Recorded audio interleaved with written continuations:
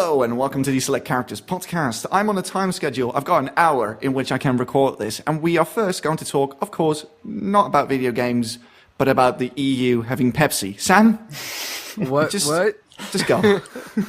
They have Pepsi. Yes, which apparently was weird to you for some... Like, of course we'd have Pepsi. You guys have Coke too? Yes. Yeah, we got All right. Coke. We've got Doritos too. We've even got Mountain Dew. Was that last now. year? No, we've had Mountain Dew for ages now. I mean, has the US got Iron Brew? Nope. Well, there you go. We win by default. I don't even know what that is. Sounds awesome though. It is awesome. It is awesome. You'd like it if you're American, which you are, because it's all it's got. It's sugar, and it's like it's nearly glowing with chemicals. It's fucking orange. But it tastes amazing. Anyway, Select Characters podcast. We're here to talk about video games. Yeah, finish that thought, Jamie. What's the deal with root beer? Have you ever tasted root beer? No. It's awful. Is it? What? Wait. Yeah, it's terrible. Root beer's fine. What? No, it's not. It tastes like something. It tastes medicinal. Like, I have no idea what the deal It is. tastes medicinal. Isn't it like Dr. Pepper, but a bit... Root beer is different? nothing like Dr. Pepper. All right, so it's a lot different. Yeah, but I don't know it's what more goes like- into making root beer, so I can't really help you there. Yeah, it tastes more like Vaseline mixed with wallpaper stripper. That's easy. It's 50% root, 50% beer. There's a SpongeBob reference for you. I'm joined by Samuel Yates. Hey. Hi. What's up? Start out with you first because I want to avoid another altercation like we had last week. Oh, dude, we're never going to altercate. Don't worry. And Jamie Van Lint. Hi. Oh yeah, how's it going? It's made with sassafras or sarsaparilla. That's what makes it root beer. All right, I see you're not going to let this go. Well, I mean, I hate question marks, right? I like to end with exclamation marks or periods. So there you go. Why do they call it root beer, though? Maybe those things are sassafras root is used to flavor traditional root beer. But it's not beer. Well, neither is like soft drinks or soft drinks, right? Yeah, but they're not they don't have beer in the name. I guess that's true. You know what? Let's just get off this burning plane before it crashes. Yeah, okay, that let's sounds just good. talk about video games. Root Beer Tapper was an arcade game. Oh, for fuck's sake! You know what? Because you want to talk so much, tell us about what you have been playing and tell us why it's RimWorld again. Oh, look, I got busted, didn't I? Oh, yes. We were actually in the Skype call yesterday when we saw it happen. Oh man, I got cold busted. Yeah, I booted up RimWorld yesterday. For how many hours? Like 6, I think. Oh. I had an idea, and I don't know if it's possible, but I had an idea. What I wanted to do was like a Succession play. I was going to find a way to get Jamie a copy. I was probably just going to buy him one, and then we were going to do something with me and him and Enrique and you, if you wanted to join as well, where we would play a save for a certain amount of time, and then give that save to the next person, and then they would play it, and then give that save to the next person. I like that. I like the idea. Yeah. I thought that, we could definitely so I was just kind of messing around thinking about that, and then I was like, well, I could just play RimWorld right now by myself, right? So yeah, you found the answer to the question, are there more games out there like RimWorld? Yeah. It is just RimWorld. Yeah, the answer was basically no. I saw a few that have potential, like Stonehearth looked like it could be fun. I love the art style. Yeah, the voxel looks really cool down the line, and there's another one called Kenshi that looks pretty fun. That one, the environments are just really crazy, but I didn't get a chance to buy it and actually play it. But just look at the terrain, and everything about it is very otherworldly, but also kind of samurai-ish at the same time. That game looks cool. I might play that this week and report back. But yeah, RimWorld, played that. So it's still in early alpha, isn't it? Yeah, it is. Yeah, they just did 15, I think, was the most recent one. How often do they update? I honestly don't know. I actually, there was a thread on Reddit about that, not but a couple days ago. They said every few months, but the developers, his mindset is that the update comes out when it's finished. There's no pre-news. There's no hype leading up to it because When you set a date, you never know what's going to happen between now and that date that would cause you to push it back. So it's better to just explode out with a patch than it is to announce it ahead of time. I kind of agree with that. I think that makes sense. But there's the mod pack I was using, which is Hardcore SK, has been tuned up a whole bunch in the meantime and in between time since I stopped. So a lot of the bugs they've fixed. And I started with a tribe of Asaris from Mass Effect, which was cool. And I had these 3 Asaris, and then I found a Stargate. So, boom, nerd explosion. That's like the Disney Infinity of survival management Yeah, games. it was weird. I was like, oh, there's Asaris in here now. Okay, I'll play them. And there's some really smart interfacing stuff with like outfitting, and that mod is making a lot of strides in a positive direction that I like a whole bunch. Yeah, and that's the great thing about releasing your game in an alpha and in an open state with mod tools already available to people, and people will go absolutely ham with that stuff. Yeah, I think that's cool. I think I saw even somewhere when I was talking about that bug that killed me last time when it caused me to stop playing actually permanently. I think they've patched that up too as well, so that's interesting. And good. I don't think you quite understand what permanently means. Yeah, I guess not. But I did this thing that I recommend. I just took the first 3 colonists I got, no rerolls. And then once I got to the map, I went to random.org and put in numbers from like 1 to 80 and 1 to 145 to get random coordinates. And then that's where I started. So I had colonists that I had no control over and a place that I had no control over, and the beginning of the game became fascinating again. Oh boy. Yeah. Well, I normally went for mountains when I was playing, and now where I'm at right now is all flat. So it is a totally different experience from the get-go. Has it got more varied terrain and biomes and stuff like that? I don't think the base game has had any additional biomes added or anything like that. But I was purposefully choosing ones that were well suited to the style I wanted to play. So I was choosing mountains and like coasts and things like that, like defensible positions, and making myself not go down that path was really cool, at least for last night. You know, I mean, that's probably how I'll keep playing in the future, but definitely worth it. Yeah. Still not done with that game.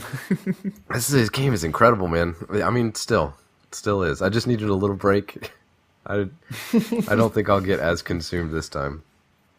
Famous last words. Yeah, very good. I didn't know I was going to get busted, but here we are. My relapse caught on public for everybody to see.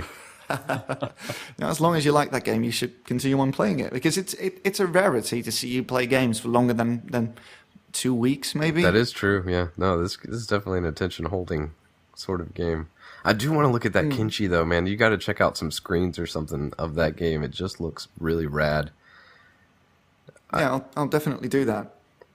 Let's see. Other than that, I played a game called Slime Rancher, which is very cute and not that fun, but very adorable. You get a gun, and you have like a sucking gun, and you can suck things or you can shoot things with it, and you basically run around and pick up these slimes and put them on little like corrals on your home base. And you kind of raise them up, and then they poop, and then you sell the poop for money, and then you buy more upgrades. As you do. Yeah, that's kind of like the main loop there, and then you just do that forever. But it wasn't challenging, but it was very pretty. There's somebody that game's going to appeal to, but it just wasn't me in particular. And there's the 2 things that really drove me off of it, because I understand that it is what it is, and I would have played it to finish it if it wasn't for 2 things. And one of them is whenever you step off of a main path, or whenever you step onto a piece of terrain that's not necessarily somewhere you're supposed to be, you get stuck for 2 or 3 seconds in the same way that, like, when you're playing a video game and you get wedged into a weird space. Has that ever happened to you? And you just can't get out, so you're pushing all the buttons, and you're trying to crouch, and you're trying to jump, and you're trying to move at 45 degrees, and then 60 degrees, and then backwards, and you know that experience? Yeah. Because I think everybody's had that, right? It's like that, but anytime you touch terrain that's outside of the main scope of where you're supposed to be. Right. And that's extremely frustrating. And the other thing is that the sucking itself doesn't feel good. And that is a tremendous bummer, because you can't aim it. So you're trying to run around and suck all this stuff, but you're not sucking the things you want to because it'll catch something to the side, or it'll catch something and it'll go not directly into the barrel of your gun, but it'll go off to the side of you somewhere and you'll still suck it. But the end result is that you can't just run through a field of something and suck them all. And that's the worst. I'm terribly sorry. It's the worst because that's like the main thing you're doing in that game, right? Is you're sucking all this stuff and you can't. That part has to feel good. The sucking has to feel good in a game based around sucking things. Otherwise, what is the point? I just want to say on record, because we're recording this, like, we're all above 20 years of age, and this is apparently still funny to us. It should but, be. Yeah, just to bring it back on the topic, the whole sucking thing. It sounds like just a regular Friday night, really. Yeah.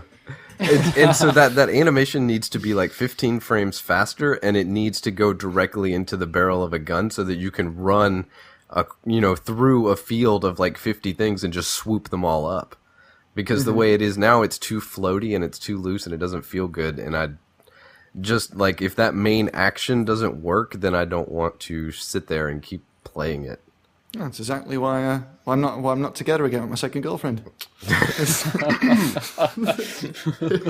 So yes, just a joke. Yeah, Slime Rancher is it's fine. It's very pretty though. If you look it up, you'll see. And the last game I played this week was a game called Thoth. I've heard of this. Thoth. It's a very minimalistic twin stick shooter. Kind of puzzly in a way, but also sort of reaction based in a way. But cool. Like, just lots of interesting concepts in a way that's just basically four shaped and turned into all these different... I guess it's almost like a puzzle game in a certain way, but then even once you figure it out, you still have to have the reaction and the application to complete it. Right. But it's very groovy. If you get a chance to check that one out, it's a good little afternoon. The main levels I played through, and then it does the thing where you have to beat, I think, 4 or 5 levels in a row to get to the next checkpoint. So there's a part in the middle where it gets very frustrating. And then after you do that, you play procedurally generated levels, and you have to do 8 in a row, and then 16 in a row, and then 32 in a row. I can't do the 8 in a row, so I just gave up. But it's very cool. A lot of the mechanics are very interesting concepts. And so it's like Geometry Wars with just a huge dose of mechanical creativity added in a simplistic framework. So yeah, it's good stuff. And that was about everything for me. Oh, I also played some Overwatch. Maybe we can get into that in a little bit later. Oh, we can talk about it now if you like. Okay, let's talk about it now. We played some Overwatch. Yeah, and it was fun. It was very fun. The Halloween update's good stuff. Right? I love that whole PvE thing. They need to do more of that, because it allows them to flesh out the lore and the characters a bit more. Yeah. Which I really, really enjoyed about this one. The voice narration in that was very cool. Definitely. I never really noticed it before, but Reinhardt's voice can be really creepy, because it's like a very badass baritone kind of thing. Yeah, if you haven't logged into Overwatch since the update, and you have it, it's definitely worth checking out. You get the 4 heroes, which is Hanzo, McCree, Ana, and Soldier 76. And then you play against bot waves, for anybody who's interested in that. It sounds like it wouldn't be fun, but it actually is a whole lot of fun. Yeah, I definitely agree to that. People have told me that it's like the man versus machine thing in Team Fortress 2. Yeah, I could definitely see some similarities there, but I've got maybe 13 hours of playtime on McCree in regular, just playing Overwatch mode, and then playing him in this PvE mode where you can high noon 12 people at a time is just fantastic. There's no words to describe how good that feels. Yeah, do you get more shots when you use Dead Eyes in the PvE thing, or is it just the exact same? You've always had way more than that revolver will hold. It's just like in competitive, there's never going to be more than 6 targets. But people have done it on the practice range with the training bots. There's no upper limit to how many shots you can fire. Oh, that's pretty cool. Yeah. Did not know that.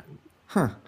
I like the fact that you're still stuck with McCree, which is something that you immediately gravitated towards when the game first came out. It was that and the big dude. Yeah, Roadhog. Yeah. Roadhog. Those are definitely my 2 most played characters, but then they did that big nerf to McCree, and then he became unplayable for a good little bit there, which was also the little bit right towards where I put it down the first time. Well, I was glad with the nerf because like they nerfed this concussion grenade, which was a bit too powerful against tanks and stuff. Like you could just take out Diva and Reinhardt with one concussion grenade and then a Fanda hammer. Well, that seems impossible, but I guess you would have to fan and then roll. I can't remember that. Those changes were so long ago. Yeah, definitely. I actually don't remember. And he's been reworked a couple times since then, even. But he feels pretty good now. He's in a good spot, I think. He's still annoying as fuck to play against. Just real annoying. Yeah, but it was good to get back into Overwatch, man. It felt really good. Yeah. We actually played quite a few matches together the other day. Yeah, even though the ranked mode is toxic as all hell, it's a lot more fun to play when there's somebody else there with you. We had one game full of really nice people. Do you remember that one? We got in there and they were like, "Good morning." How could I forget that one? It's the only nice one I've ever played. Yeah, it was strange. It was like so saccharine sweet that it was almost too much. Just like everybody's like, "Good morning, how are you?" "Oh, I'm doing great. How about yourself?" "Oh, I'm doing just fine. That's awesome. You guys ready to play some Overwatch?" And I was like, "Did I fall in a wormhole or something?" Yeah. Just all the probabilities shook out on that one. But yeah, this game is still fun, surprisingly. Why is that surprising? I mean, the whole setup of the game is of a game that they want to support for a very long time, and it is very, very popular. Didn't they just announce that they passed the 20 million players something? I don't know. Was it 2 million or 20? Because 20 seems like too much. I don't know, but I would not be entirely surprised. I know that this most recent Halloween update has convinced me not to uninstall it again, like I did before. Yeah, I get you. I was actually right. 20 million registered players, by the way. Wow, that's so many. It's ridiculous. Yeah, it's so high. I thought I had it wrong when I said 20. That game's ludicrously popular, and it remains to be. It remains on for quite some time yet, I think. Yeah, I want to get in there. I want that Junkenstein Halloween skin. That one is very cool. All of them are really cool, especially the Reaper one. That's my favorite. Yeah, the Reaper one's good too. I like his highlight intro where he comes busting out of the coffin and then the bats fly out. They managed to make an already edgy character even more edgy. I know. Like if I played Reaper more, I would 100% want that highlight intro. Actually, I pretty much main him, to be honest. Love Reaper. I love the shotguns. I love the fact that he throws them away when he's done with them. Yeah. Just spawns new ones in his hands. So I want to find a way to keep that game on rotation this time around. I think I'm pretty solidly convinced. Mm-hmm. Yeah, it's got legs. I wonder what they're going to do for Christmas or Thanksgiving. Probably not Thanksgiving. That's not a real holiday. Nobody does a Thanksgiving thing. That's true. No, it's not true. I think World of Warcraft does. Do they? Yeah, they definitely do. They definitely do. Do they call it something else? Oh yeah, of course. It's always different names with Blizzard things. Like the Feast of Winter Veil is Christmas, I believe. You've got Oktoberfest, which is Brewfest. Pretty much every big holiday is in World of Warcraft, so it probably will come to Overwatch as well. I'm cool. Just pump out more PvE stuff. I'm cool with that. Yeah. And give me more skins. Yeah. And give me more ways to obtain the skins, man. Because it's really annoying to either rely on RNG completely for the skin or rely on RNG to give you gold so you can buy the skins. Yeah, I'm with you on that. Seems a bit excessive. I'm with you on that. Right? Would you be on board with some sort of you can buy gold kind of system? Oh fuck yeah. It's just cosmetics anyway. Just give me the means to buy gold from you directly and I will grab the skins I want. That would seem to make sense. Yeah, it seems like a way better route to go, but I don't think the player base would like that very much because they always complain about microtransactions. Hell, they've complained about the current microtransactions. I don't know, dude. Yeah, I don't have so much of a problem with them. The problem I have is that I look on it and I'm like, if I played so much that I had almost everything, then every box would give me gold. Yeah. And that's not healthy. I don't know. I mean, you just spend 6 hours playing RimWorld on top of the hundreds you've already put into that. Yeah, but so that's I don't a think longevity is a problem than Overwatch. Yeah, that's definitely true. It's a good game though. I really, really enjoy it. I think it's going to rank high on our best of 2016 list. Yeah, at the end of the year. Yeah, as it should. I mean, we were at a fever pitch for Overwatch when it first came out, and then I feel like if now that I'm playing it again, I hit very, very close to the same peak enthusiasm that I had beforehand, which seems very like a difficult thing to do. Mm-hmm. But here I am. I'm still 90% as excited as I was when I played it the very first time. The game's awesome. Yeah, definitely. All right, so, Jamie. Yes. Speak to me of Rayman. Yeah, I don't know how you can play so much of one game, Sam. Like, playing RimWorld that much is just obsessive. But I have been playing more Rayman every day. It's good. I don't know. Like, it's just part of my routine now. It's just something that just happened. And, I don't know, the challenges are starting to repeat. So... I'm just noticing that I'm going on there and I'm like, oh, well, I've seen this one before. And I've seen this one before, so we're just going over shit. I don't know. I feel like this is going to get a drain. I'm kind of hoping that the more time goes on, because, like I said, the scores are based on other people's scores. I'm hoping that the more it goes on, the less people will be there. Oh, yeah. And the easier it will be to achieve the gold. Yeah. But I'm also very worried that I'm going to get like 3 months and 3 weeks into this mission of mine, be like 10 points away from getting my trophy, and they're going to be like, well, we're shutting down the servers now. Well, Ubisoft would never do that to a game that's actually popular. Can you imagine? They're like, we've only had one concurrent player for the last week, so we're just going to go ahead and turn this thing off. I'd have to send them a letter, be like, no, that was please. me! That was me! Yeah, I've been playing too much Rayman. Although, I don't know. I don't feel like I'm getting anywhere either. I keep looking at my point score, expecting to notice some sort of discernible difference, to be like, oh wow, I feel like I've come a long way. I just feel like I'm exactly where I was when I started.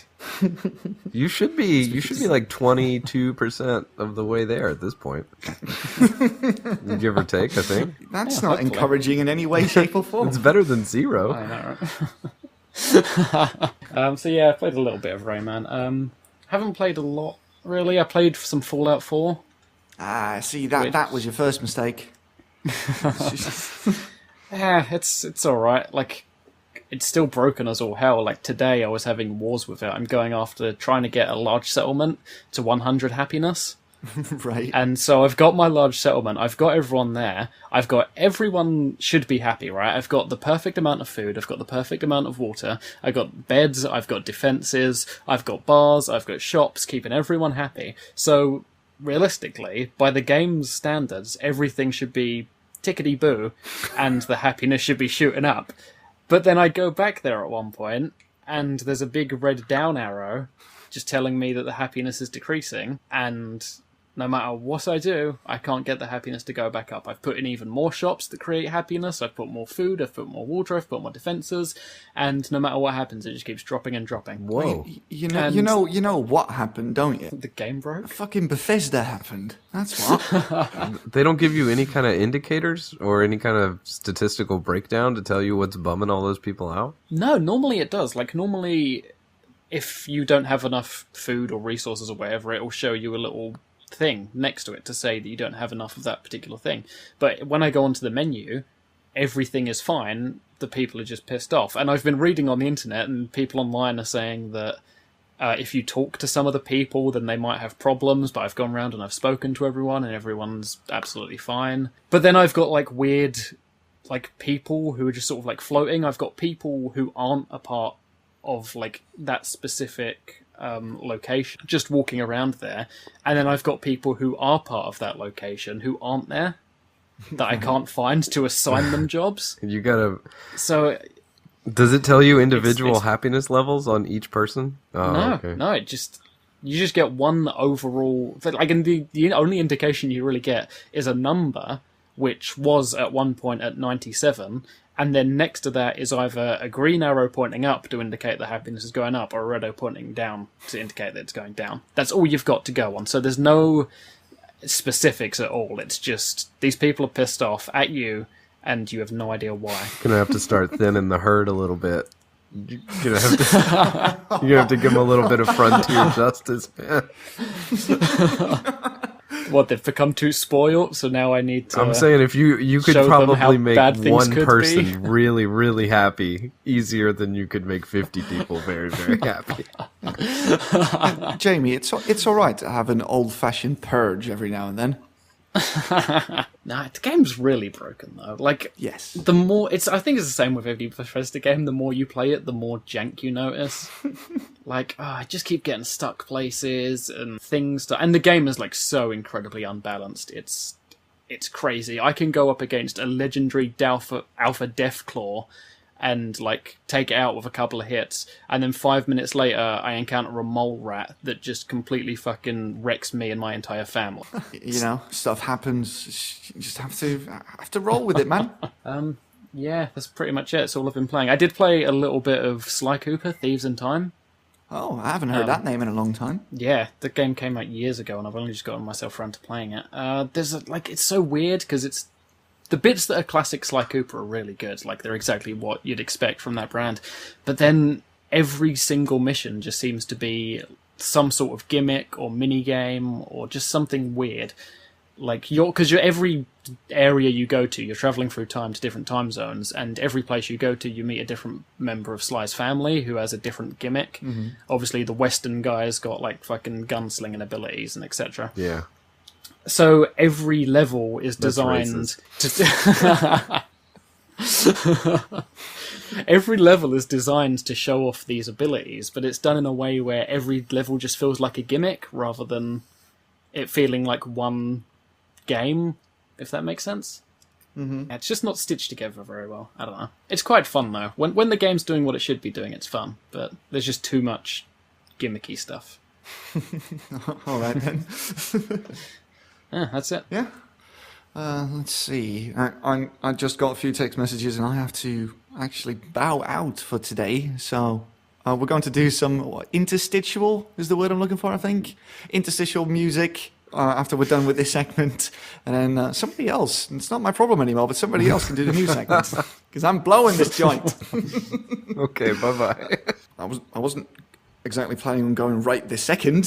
Oh, okay. Don't you want to know what I played this week? I mean, I do, but am I allowed to? Yeah, of course I do. You're never really interested in the things I do anymore, Sam. I actually didn't play anything this week, so, I'm actually going to go now. I'll be on holiday for the biggest part of the week, so probably my What Have You Been Playing section next week will be pretty boring, or not, because Civilization 6 is coming out on Friday. Oh, snap. Oh, boy. I'm not sure I'm ever going to be able to return to the podcast now. I lost years to Civ 5. Probably lose more to Civ 6 because it looks cool. All right, I'm just going to head off because I'm starting to ramble and I need to get out and do other stuff. So I'll see you guys next week, probably. Goodbye.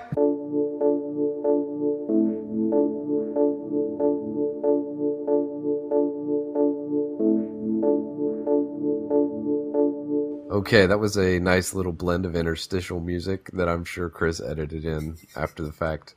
You got me as the host now. We're going to go through a couple of news stories that we pulled this week. And so let's get started. I've got the first one here that says, the headline says, John Carmack says, VR devs are coasting on novelty. And I agree with that. I think that he absolutely knows what he's talking about right now.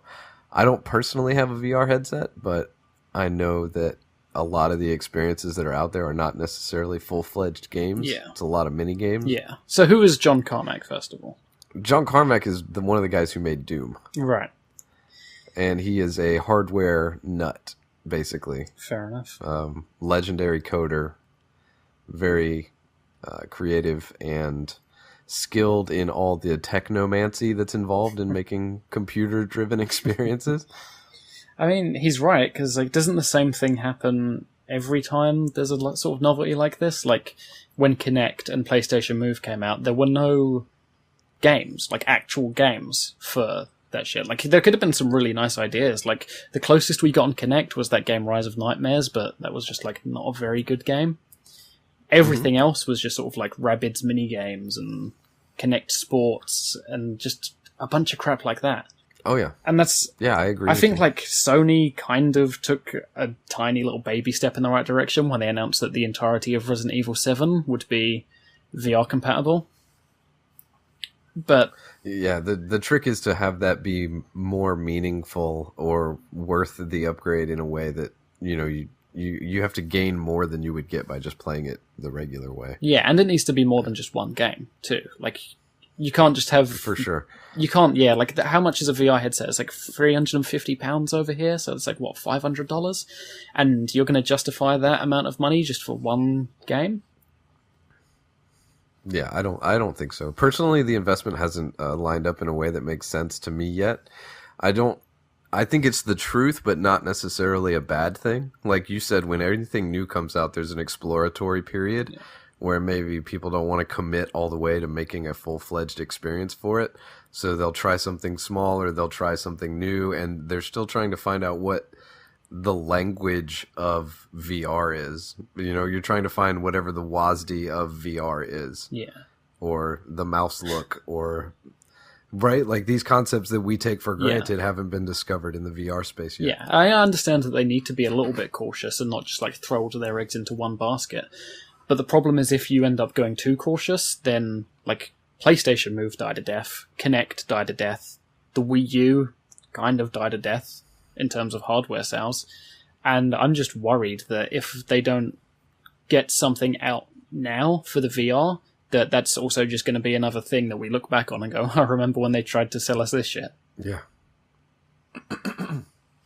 Absolutely. You are cut out. Oh, really? For me. There you go. I got you back now. Oh, damn. But it is risky. I think that, at least in VR's case, there's a lot of people who are determined not to let that happen. There's a lot more muscle behind it, pushing it on ahead than there was with the things like Kinect. And the Wii U definitely died in the way of like using the hardware's features that it had, like using the second screen and stuff like that. Yeah, definitely.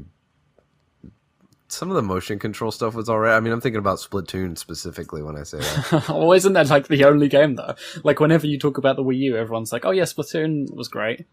And then what else is there? Splatoon was great. Yeah, yeah. No, but that seemed almost like a landslide. Like, I'm surprised that hasn't showed up in more places. The gyroscopic aiming thing is just out of this world. Like, that's the way to play with a controller. That's awesome. Mm-hmm. But we'll see. I think that the future for VR is not yet solidified by any means. No, I hope that. And I think that it's still fascinating. Whenever there's something like this, I always like jump on the gimmick, and like I loved the Move, I loved the Kinect for the ideas that it had.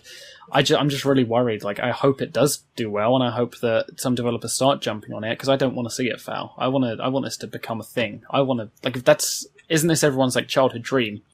Is VR headsets and holodecks and shit like that. Yeah, oh, absolutely. And I know that I want whatever 2 revisions later headset is. Right. I know that I for sure don't want this one, and I know that I for sure want the one that's maybe 2 or 3 years down the line, and I'm just hoping that there are enough people to buy into this one to get us there, because I can't. Yeah, once they've worked out all the kinks and stuff, because it's going to be far from perfect first time around. Yeah, but I think there's still a lot of potential. A lot of people still see potential, so I would say that he is correct, but I wouldn't consider it like a death knell by any means. And he's definitely into the whole concept. So yeah, I think he's just trying to drag people forward. Yeah, I think the thing with all these novel games as well is that, first of all, you've got to establish a customer base. And to do that, you have to target the quote-unquote casual gamers. So, like, if you suddenly come out and you announce that, like, I don't know, like some really hardcore game is going to be fully playable in VR, that's going to do well within the industry, but like how many kids or mums and dads are going to want to go out and buy it at Christmas for that?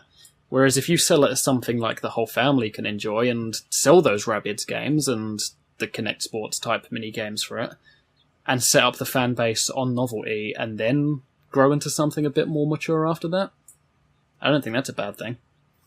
No, yeah, absolutely not. It's a brand new system with its own interesting challenges, and I do think it's going to be cool later. I just don't think it's cool right now. And from what I've heard is that there are such a small number of people with headsets that they basically rotate through multiplayer games like on the regular. Like a new one comes out and almost the entire audience shifts to that new one. So if you got a VR headset tomorrow and wanted to play something you've heard about, it's possible that the community has completely moved on because it's such a tight-knit group. Right, yeah, that doesn't sound healthy. No, which is there's just like I said, there's so many things about it that are so brand new. But it's interesting to say the least. Absolutely. Let's keep in touch with the VR thing. Let's see where it goes from here. And then we have one other news story that says Star Citizen. What is RSI Polaris? Is that the? Oh, here we go. The RSI Polaris Corvette was a ship that went on pre-sale in Star Citizen. And that ship brought in $1.4 million and sold 2,400 ships. Oh, God. Yeah, Star Citizen. Wow, they've got some money going on over there. Yeah. I don't know much about Star Citizen, and I don't know much to say about that. But like that as a number is wow. Is it still in the process of being crowdfunded at this point? If they're making that much money off of one ship? I suppose so. I suppose that's part of the crowdfunding. It says the last day of their Kickstarter was November 19th, 2012, so 4 years ago. And I guess that's interesting in itself, that 4 years later you can release a ship and sell 2,400 of them to the tune of $1.4 million. God. Hold on, I need to know how much... Oh, I can't look at the actual webpage to determine how much each of these ships cost a piece. That's got to be a nice business model, though, because I don't imagine... I'm no developer, but I don't imagine one ship is that hard to code and put into a game, so... If you can make $1.4 million off of that... Yeah, and that's pre-orders for whatever the ship was. I guess I should read into and find out whatever Star Citizen will eventually be, because as of right now, I actually don't know. Just a big Galaxy MMO type of game? I'd guess. Something like that? Yeah. There's definitely a market for that, but they need to... I don't know. I would say they need to get moving since it's been 4 years, but then again, who knows? They probably got all the time they want. They're still selling ships for that much money. Yeah, I'd say realistically they probably want to get a move on, but if they're sitting there and they're getting 1.4 million for just releasing something this late on down the line, then I guess they don't have to do anything. I guess they can just wait. Yeah, they're doing just fine. Let's see. I do want to know how much one of them costs. Oh well, I'll have to look that up later. Maybe somebody can divide 1.4 million by 2,400. Yeah, seems like a big enough number. Oh, this guy says price could potentially be $350 to $450. $100? Whoa, man. And some people say they're expecting $850. This is just just a Reddit thread that I have access to. Can you imagine buying a ship in a game for that much money? No. Good God. That's pretty wild. I want to say that's not even the most expensive ship they've sold, but I can't prove that. Well, that's all the news items that Chris gave me. Do you have anything that you want to talk about? No. Or that you thought was cool this week? No, I haven't seen anything really. It's been a bit slow. All right. Well, I guess on that note, we will go ahead and shut this bad boy down then. This has been the Select Characters Podcast. Thank you very much for tuning in. You can send us an email anytime you want to. selectcharacters@gmail.com. Or you can tune into the Discord channel if you want to do a live chat situation. And if you play Overwatch, definitely get in that Discord channel. Let's play a match together. And if you see us on iTunes or any other various podcast services, give us a 5-star rating, give us a thumbs up, whatever the metric for goodness is in your preferred podcast situation. Give us some of that. We'd be grateful for it. And until next week, I've been Sam Yates, your halfway host, and Jamie Van Lent still here hanging on. Thank you very much for listening again, and we will see you next week. Goodbye. We'll see you next week. Goodbye. We'll see you next week. Goodbye. We'll see you next week.